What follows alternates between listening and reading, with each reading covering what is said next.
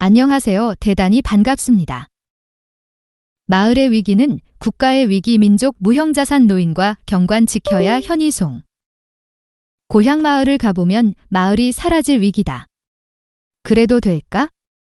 수천 년 동안 선조들이 피땀 흘려 삶의 터전으로 만들고 나라의 기초가 되었던 마을이 없어질 위기에 처해 있다.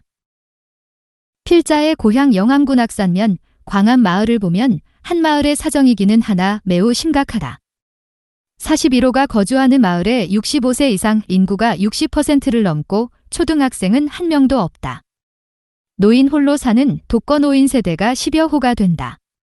농사일을 하면서 사는 농가는 2호뿐이다. 10년 정도 지나면 폐촌이 될까 염려되는 지경이다.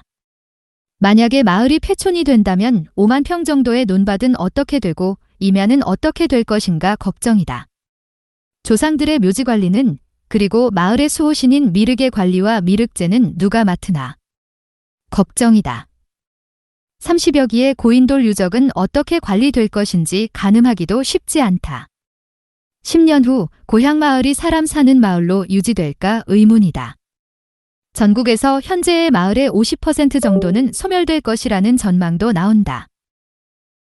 일본은 10년 후 농촌 지역의 지방자치체 중 30%가 소멸할 것이라는 보도도 있었다.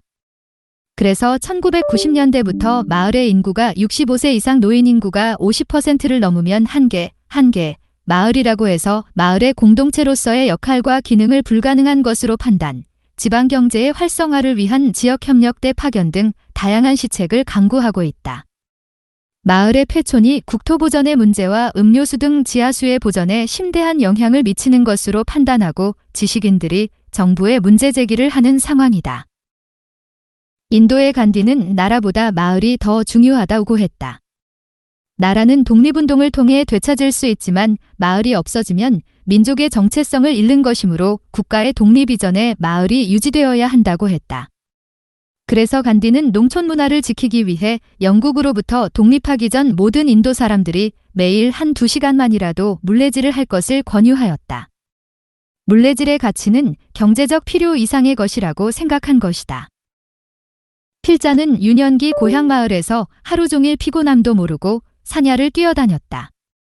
봄에는 마을 앞동산의 지천으로 자생하는 출란의 꽃대를 입에 넣고 질금질금 하기도 했다. 그 후 70년을 도시지역을 오가면서 살아왔다. 그런데 지금 내 머릿속에 남아있는 것은 유년기에 고향 마을에서의 생활만이 아름다운 추억으로 남아있다.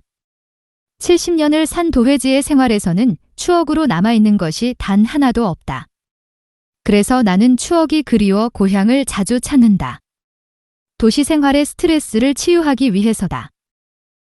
요즘 해외 관광객 수가 외국인 입국자 수보다 2배 많다. 가장 많이 가는 나라가 스위스라고 한다. 스위스의 자연경관이 풍요롭고 아름다워서 마음의 치유가 된다는 것이다. 우리의 농산촌의 자연도 스위스처럼 아름답게 가꿀 수 있다고 생각한다. 농촌에 있는 자연을 유지하기 위해서는 농업이 유지되어야 하고 그러기 위해서는 민족 문화의 원류인 농촌 문화가 있는 마을이 유지되어야 한다. 수년 전 연초 연휴 기간에 도시 지역의 아파트에서 태어나고 유년기를 보낸 손자들과 함께 제주 여행을 했다. 유년기에 자연과 함께한 아름다운 추억은 치유의 힘이 있다고 생각하고 조부로서 추억을 만들어 주었으면 하는 바람에서다. 여행 후 귀가 길에 기행문을 써서 제출하면 평가해서 상금을 준다고 했다. 몇 위로 보내온 기행문을 보니 자연경관과 박물관 미술관 이야기와 밀감수학 체험 등이 두루두루 추억으로 각인된 것 같다. 손자들은 이번 여행에서 경험한 추억을 갖고 21세기 미래를 살아가면서 어떤 어려움에 부딪히더라도 치유와 회복으로 힘차게 살아나갈 것으로 기대된다. 모처럼 조부로서 손자들에게 좋은 일을 했다는 생각이 들었다. 응답하라 1988분 드라마가 인기가 있었던 것은 도시의 아파트 생활 이야기는 아니다. 도시 지역 골목길에서 일어난 사소한 생활 이야기 아닌가? 이를 보아도 치유가 되는 이야기와 추억은 도시 아파트 생활보다는 농촌이나 골목길의 생활에서 나온다는 것을 알 수 있다. 농촌 마을과 골목길의 삶은 서로 부대끼며 인간답게 사는 협동과 생활 공동체적 삶이기 때문에 강한 추억으로 각인된다고 생각한다. 그 골목길은 도시개발 혹은 재생사업으로 다 없어져 가고 있다.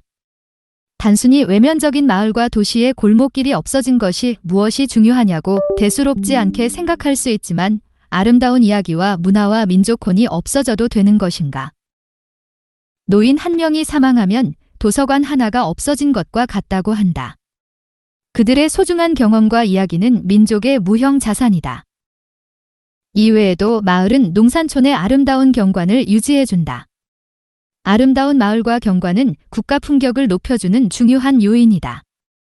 이러한 우리의 농촌 마을이 고령화와 산업화 개방 경제가 되면서 소멸의 위기에 처해 있다는 위기의식을 느낀다. 그 대안으로 몇 가지를 제안한다. 우선 마을의 전설 문화 유적 노인들의 경험담 등의 마을의 역사 기록, 이야기 발굴, 벽화 제작 기부, 농산물 판매 보조, 영농지도, 행정 보조를 위한 마을 활성화 협력대, 가칭을 만들어 마을의 재생을 지원하자. 이는 청년 일자리 창출과 지역경제 활성화에도 도움이 될 것으로 믿는다. 일정 기간 생활이 가능한 범위로 지자체와 정부가 생활비 보조를 하는 방안도 있다. 이들은 3년 이상 등 일정 기간 농촌 근무 후 마을에 정착할 수도 있고 떠날 수도 있다. 즉, 귀농 귀촌을 사전 탐색해 하는 것이다. 두 번째는 아름다운 마을 만들기 협의회를 만들어 우수지역을 표창하고 연구 발표를 하면서 마을 주민과 도시인이 함께 만들어가는 모범마을을 탄생시켜보면 어떨까 생각한다. 세 번째는 노인에게는 일자리가 가장 좋은 복지다. 100세 시대라고 흔히 노래는 부르면서 100시대 준비는 하고 있는가? 준비 안 된 100세 시대는 대재앙이다. 노년의 가장 불행한 사람은 일거리가 없는 사람이다. 젊어서는 일하는 목적이 가족 부양이다. 그러나 80세 이상이 되면 일은 이웃과 사회에 대한 봉사라고 생각해야 한다. 우리처럼 연금제도의 출발이 늦은 국가이면서 고령화가 세계에서 유례가 없는 초고속으로 진행되는 나라는 더욱 큰 재앙이다. 우리는 평균 수명이 82세이나 건강 수명은 70세라고 한다. 12년을 지병을 갖고 살아가는 것은 노인 가정의 재앙이지만 국가도 재앙인 것은 마찬가지다. 최선을 다한 노인의 건강 수명의 연장은 국가적 과제다. 그런 점에서 노인의 일자리는 농작업이 가장 적당하다. 가벼운 농사일로 다소나마 소득을 얻을 수 있고 자연과 함께 일하면서 건강을 유지할 수 있다면 일석삼조인 셈이다. 그런 점에서 농산물 직매장 운영과 판매 보조 역할은 예산 투입 이상의 효과가 있다고 생각한다. 자연경관과 아름다운 마을을 유지 보존하여 품격 높은 국가를 만들고 후손에게 물려주는 우리 모두가 되기를 기원한다. 마을의 위기는 국가의 위기다.